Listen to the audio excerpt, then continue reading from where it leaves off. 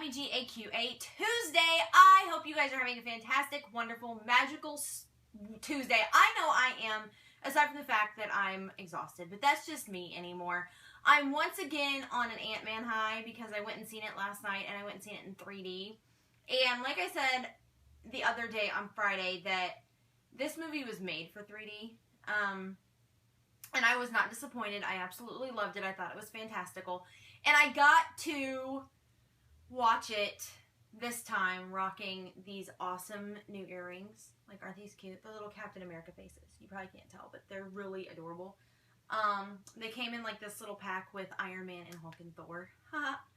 And my awesome new little hair bow. My little Marvel hair bow. Isn't it cute? I used to wear bows all the time. Like, bows were my thing. I had like a zillion of them. I had like this big, huge container of bows. And over the course of time, my kids have strung them around and broke them and worn them through nothing. And I just kind of quit wearing them. But I think that I'm going to start wearing them more. I really dig the bow. I'm kind of in a love affair with this bow. I'm not going to lie. So a bow might be making a comeback. And, you know, in the winter, I have the hoodie that I always wear. We might be adding a bow. Like, next season. Like, isn't it so funny? Like, I'm like, next season. Anyway, I might be adding a bow. You know, new episodes of Ghost Adventures. I'll be bringing back the hoodie when it gets cooler outside. And now I might be adding a bow. So, if you guys want bows, you know, want to give me bow suggestions, I can start looking for bows. There's places around here that sell, like, custom bows and made, you know, and then, of course, I'm in Hot Topic all the time, and they constantly have them. This is where I got this one. And so I think I'm going to be bringing the bow back. So if you guys want a specific bow, you want to see a bow, let me know, and I will track down the bow for the video. But we're not here to talk about my new hair obsession or the fact that I'm going to be adding, you know, a bow to my video, whatever. We are here for GAQA Tuesday, where I answer all of your Ghost Adventures related questions that you guys ask me all up on the Facebook page or that you message me. And as always, we have a fun little list, and we're going to get started because, as always, some of these could go a little long. Our first question is, what do you think really happened to Billy at the Bell Witch Cave? He was truly affected by something. Now, I don't know many people who weren't affected by something at the Bell Witch Cave, even viewers included. That episode was no joke. It was cray, cray, cuckoo for Cocoa Puffs. Now, if you remember, they had the digital dowsing rods in the cave. And when they were in there, something went nuts and set them all off at once. This caused Billy to be really affected by something. He got really emotional. He started feeling some energy, and it actually made him have to leave the cave. And he was crying. Like, this was no joke. He was really, really affected by something. I don't know what it was. I don't know if it was this emotional overload of being where he was at, or if it was this stimulation overload, or if it was really a spirit kind of getting to him. All I know is it was a side of Billy that we don't often see. It was very different, and he was very emotional and very worked up and almost scared. He had a lot of fear behind that. And so I don't really know exactly what happened to him, but I know that it was insane. Like, he was really, really, really worked up about something. And I love those moments because it just shows you how personal it can get and how crazy it can get and how scary it can get, because you never know what's going to happen on an investigation, and this was kind of like the prime example of that. And I'm really proud that the guys don't hold back from that. Like, they don't try to edit that out, or they don't try to show their weak moments on camera, because it takes away from the honesty of the show, I think, because this happens. You get scared. This is no joke. And so bravo for Billy, to Billy for that. But I really don't know what happened or what he was thinking in that moment. I think that it was just one of those moments that really caught him off guard, and he was really, really, really emotional. And we all felt that. I think we all felt for him in that moment, because it could have very well been us. So, very good question. Moving on. The Washoe Club. Zach's connected to that place. Why? I think Zach's connected to a lot of places. I think being an empath, it kind of comes with the territory, especially when you do something a lot. He's been to the Washoe Club a couple of times. It kind of started this whole crazy train of the GAC, and I think that the spirits there, for whatever reason, are very attached to him. I mean, I just did the flashback for the Washoe on Friday, And we talked about the EVPs they get there, about them having this utter disdain for Zach and Nick. And I think that it goes back to, like I said in the Friday's video, that prior to the guys coming there for their documentary, it wasn't getting a lot of attention, more than just, you know, your everyday tourist stuff. And then once the documentary hit and people seeing how haunted it was, they wanted their own piece of the action. And so they kind of poked the sleeping lion, and a lot more people went in there. A lot of unexperienced people went in there. And I think these spirits are a little bit peeved off at Zach and Nick and Aaron for kind of going in there and messing with their home. And so I think that Zach is connected to certain places based on his history there. So if he was the first paranormal investigator to ever investigate there, he may have a higher chance of having some sort of a connection, or with the Washoe Club, you know, kind of bringing attention to the sleeping lion a little bit. I think that it is one of those situations where when you create your own history with a certain place, then it kind of just happens. But he's, like I said, connected to a lot of places. I think he's connected to every location that he goes to in some way, shape, or form, just because he's been there. But as far as the Washoe and why it's why he's got a strong connection, I think it's just simply to the fact of all of the attention that he's brought to the place with his documentary. The spirits have kind of just gravitated toward him, and now in some ways I think they're making him pay for the attention that he's bringing there. Our next question: is there anything the GAC used to do on the show that you wish you could see more of? I really enjoyed the X-cams, and them kind of getting that.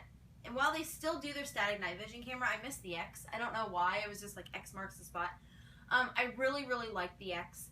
Other than that, for the most part, I think they've really ran the show the same way for a long time. Something that they haven't done a lot of, but they've done a handful of, is have guest people on the show. You know, they had like Brendan Schaub from the UFC on the show, and they have Mark and Debbie Constantino, and they have different, you know, tour guides and different people. I think it'd be really cool if they did more guest spots. I've said this before. Run contests, even have fans of the show come in on an investigation, but, you know, it would be an extensive process. It wouldn't be like, you win an investigation with the GAC.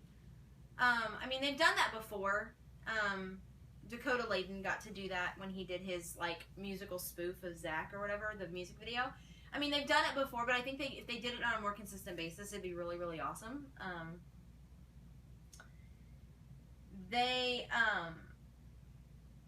I think with the direction they're turning now is they're really focusing on the scientific aspect of it. They're bringing in a lot more equipment, and so I'm excited about that. But I think the top things it would have to be bring the X's back.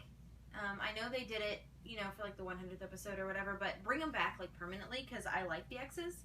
And bring more guest spots on the show. I think that it would just kind of liven it up a little bit, give it a little bit of a flavor. Give it a little bit of a different turn, just because we're used to having the same four guys all the time. And I think that if you had a lot more guests on the show, not necessarily celebrities, like I said, it could be fans, it could be other paranormal investigators, it could be celebrities once in a while, but just to kind of bring a twist on the show, I think it'd be really, really cool. So that's my suggestion, Joe. I'm down. I'll go on an investigation. Stick my ass in Poveglia. I don't really care. Like, I'm down for it. It would scare the living crap out of me, but I would love to have that experience. So, yoo-hoo! Sign me up. Where do I sign? Travel Channel, I'm calling you. Moving on to our last question of the day. I want to know more about Jay and Ashley and their background and what kept them in the paranormal world. I think Jay and Ashley kind of fell into the paranormal world. Jay is the most famous, I guess, of the bunch in the industry. I guess when it comes to directing and producing, and, you know, he's done a lot of stuff outside of the GAC. And when he became